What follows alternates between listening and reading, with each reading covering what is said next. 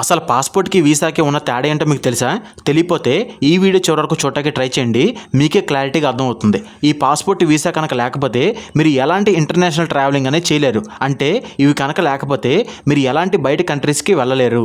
అయితే అసలు ఈ పాస్పోర్ట్ వీసా అంటే ఏంటో ఇప్పుడు మనం తెలుసుకుందాం. ఫస్ట్ మనం అసలు ఈ పాస్పోర్ట్ అంటే ఏంటో తెలుసుకుందాం. ఈ పాస్పోర్ట్ అనేది మీ దేశపు గవర్నమెంట్ ఇచ్చే ఒక గుర్తింపు కార్డు లాంటిది.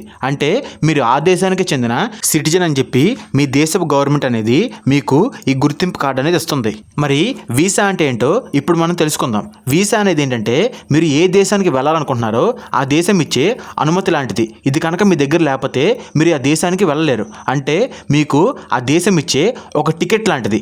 ఇది కనుక మీ దగ్గర ఉంటే మీరు ఆ దేశానికి అయితే ఈజీగా వెళ్ళగలరు. ఈ వీసా అనేది ఎవరికి అవసరం అంటే ఎవరైతే వేరే కంట్రీస్లో చదువుకోవాలన్నా లేకపోతే ఉద్యోగానికైనా లేకపోతే టూరిజంకైనా వెళ్తారు కదా, వారికైతే ఈ వీసా అనేది చాలా అంటే చాలా అవసరం అవుతుంది. అలాగని చెప్పి మీ దగ్గర ఉట్టి పాస్పోర్ట్ ఉన్నా కూడాను దేనికి పనికిరాదు. అలా అని చెప్పి మీ దగ్గర ఒక వీసా ఉన్నా కూడాను మీకు ఎలాంటి ఉపయోగం ఉండదు. మీ దగ్గర ఖచ్చితంగా కూడాను పాస్పోర్ట్ వీసా అనేవి రెండు మీ దగ్గర అయితే ఉండాలి. సింపుల్గా ఒక మాటలో చెప్పాలంటే పాస్పోర్ట్ మీ బయోడేటా ప్రూఫ్ అయితే వీసా ఆ దేశానికి ఎంట్రీ టికెట్ లాంటిది అనమాట.